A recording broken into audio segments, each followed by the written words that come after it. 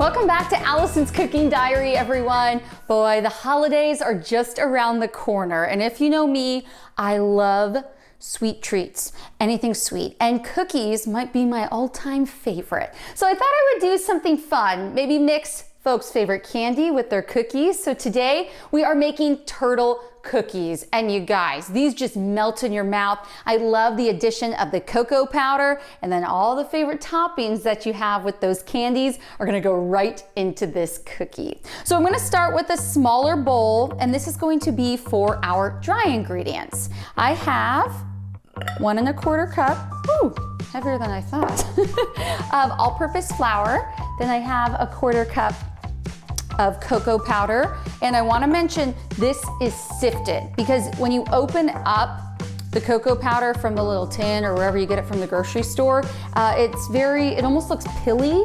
So there's a bunch of little circles basically, and you just need to use a little sifter, and I just go, and it comes out perfectly. And obviously you guys don't have to pre-measure like I am for the cooking show, but hey, it does good work. Then we have a 1/2 teaspoon of both baking powder, baking soda, and we have a 1/2 teaspoon of salt.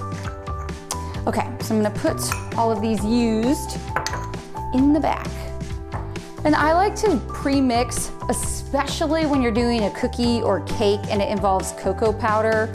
I just think it's easier to make sure that we have the cocoa powder mixed with the flour so that you know that it's going to be completely even once we put it into our big mixer there.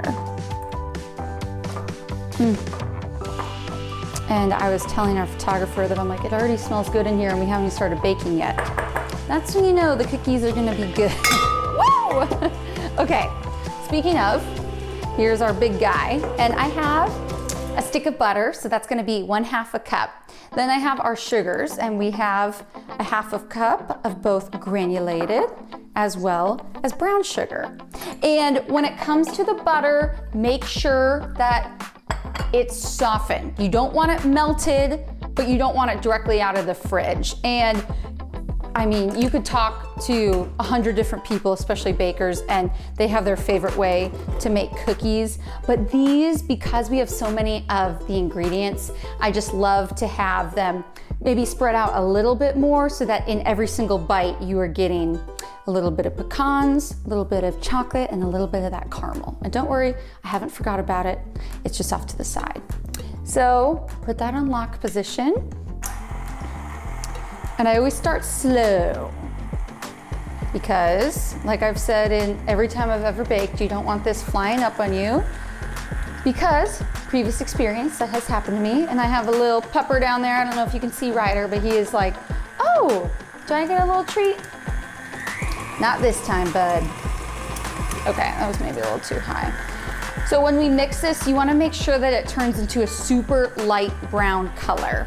And we have just 2 more ingredients left that we'll be adding to it. Sometimes I like to just turn it off real quick. And if anything is stuck on the little paddle attachment here, you can just get it down to make sure that everything is getting combined well.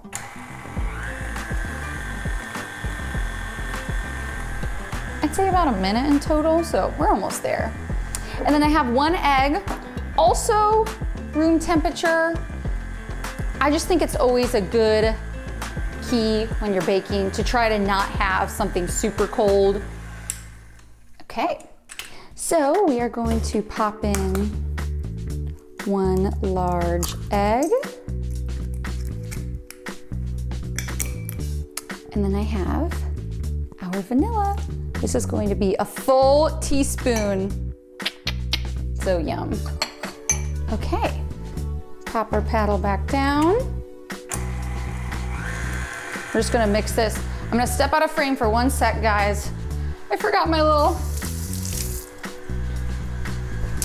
handy dandy towel. So we're gonna just pop that right there. Oh yeah, so I'll turn, now that we have a liquid in there, I'll turn it up a little bit more. You don't want to overbeat the egg, but at the same point you want to make sure that everything's incorporated, especially with that vanilla.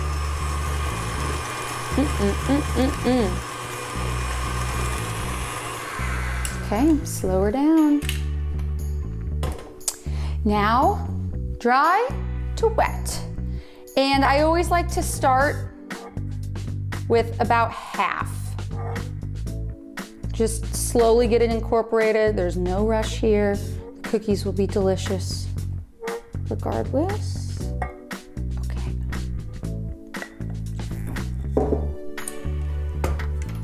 Oh yeah, the cocoa powder, guys. It's just so good. Whoa!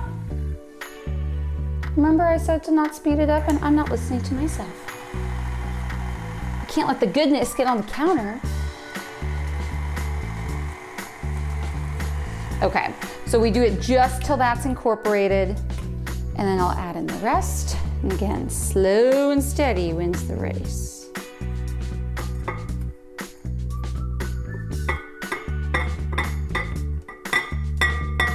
Perfect. Lock it, slow. Okay, so we have our extra bowl here, and what I'm gonna do is actually add in our filling, because duh, it's the best part. So I have a half a cup of each. We have semi-sweet chocolate chips, a half a cup of chopped pecans, and yes, I'm in Texas now, so I say pecans. And then we have caramel. Now, this caramel is very sticky. If you've ever had caramel before, you know what I'm talking about. So what I did is I actually got the little rectangles of caramel at the store, and I just opened, to make a half a cup, I counted about 15 to 16 caramels. Cut them in half lengthwise, and then cut them, maybe do like 3 more cuts longwise or shortwise. The thing is, they like to, I guess maybe I need to turn my air up a little bit more, but they like to stick a little bit. But once you break them apart, it's good. And honestly, the mixer can kind of do some of the work as well. So I promise you, it's work, but it's worth it. Get all these out. And perfect timing, this looks good. I'm gonna put it up 1 little notch there. And so the reason I'm putting all of these in a bowl, geez Louise, this is giving me trouble, is because we're actually gonna use half for the inside of the dough, and then the other half we're gonna top the cookies with. So you wanna make sure that everything's in here. Almost done, there we go. Okay, we'll slow this guy down. That looks beautiful. I like to scrape the edge a little bit. Make sure we get all this perfectly combined. Beautiful. And then just take half the mix. You can, I don't know, use a measuring cup or just use your good old hand.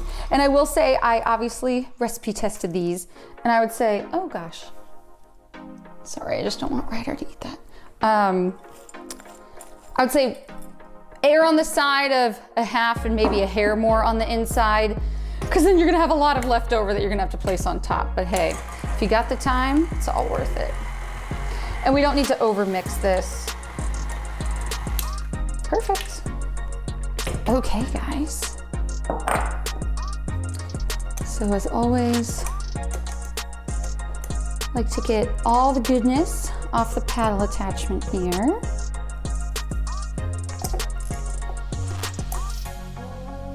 Put this back. And I have our handy dandy baking dish. And I love these little slip mat deals. They're really nice, they're easy to clean. So then you're not cutting the parchment paper and that whole thing, but either way. Okay, you know we mean business when we're rolling the sleeves up.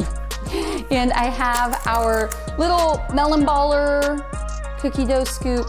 Honestly, I use these for cookies more than I do anything else. So in my house, it will be a cookie dough scoop. And I believe this is about the 2-inch in diameter. which is perfect. Now, you're saying, oh, it's so cute. Perfect little ball. Well, yes, that's true, but we're gonna be smashing in some toppings in a little bit, so it might not look quite as beautiful. But the thing is, it's gonna taste good either way. And I can fit 12 on a cookie rack or sheet here, which is perfect. But it does make a little bit more than that, so honestly, if you want to double it for the holidays, highly recommend.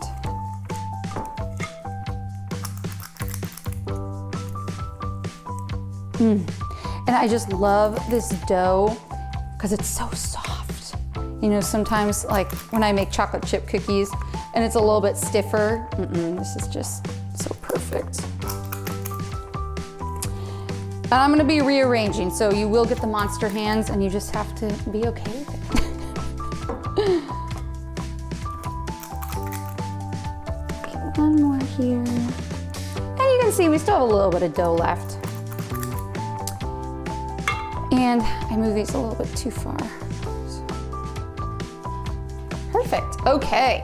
So the fun part. What I've been kind of doing, hello Ryder. I like to grab one of the caramels, just kind of place it on the center there. Then you grab a little bit of the handful where you have the chocolate chips and the pecans, and they fall, and that is a-okay. Just pop them back in. So if you can believe it, this is actually the most tedious part of the process, because honestly, everything else is pretty easy. I will say, cutting up the caramels also a little tedious. So I feel like that's a good thing when, you know, let's say you're making these for Thanksgiving. Someone's like, how can I help? Oh, I have the perfect thing for you to do. Go sit in the corner and cut caramels. No, I'm not evil. I don't do that. I cut my own caramels. My husband always does the dishes, so I was like, I'll take the tedious work of cutting up caramels and baking so I don't have to do the dishes. Anyone else with me on that? Yeah, I think so. And I wanted to give a tip about the pecans because, I mean, I think everybody knows groceries are getting expensive in general. And I think it's interesting when you go to the grocery store, there's always like 3 different areas where you can find things, pecans being one of them. So where I ended up getting my pre-cut pecans, it was just the cheaper route, to be quite honest. It was actually in the salad topper section. So of my grocery store, right by the lettuce, and actually it was really close to where the carrots are, there were some salad toppers, so you can get, you know, little crushed up jalapenos or whatever it is. And that's where I found the cheapest pecans. You can also find them in the baking section. Not gonna lie, they were a little bit more expensive, but just trying to give you tips as I find them, because we're all in this together. Okay, a few more pecans, because why not? And your hands are gonna be a chocolatey mess, and it's all good.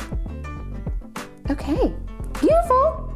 So we have our cookies here. What I'm gonna do is pop them into a 350-degree oven, and these are gonna bake for about 10 minutes. My expertise would be to actually pop them in for 9 minutes, open your oven, see how they look. If you think maybe the middle's still a little bit raw, pop them in for 1 extra minute. You don't wanna overdo these because the caramel's going to be so chewy that you want the light, airy cookie around it, so then you get a little bite from the caramel. But we're gonna pop these in and then we'll give them a taste. The cookies are out of the oven and oh, it smells so good, you guys. How cute are these? This is going to be the perfect addition to bring to Thanksgiving, but we're not there yet. We gotta see what my husband thinks about these turtle cookies. So Gib got home early. I'm still baking the cookies and we actually have another one in the oven. So you get first dibs. Yeah, we're gonna cheat. Get to them early.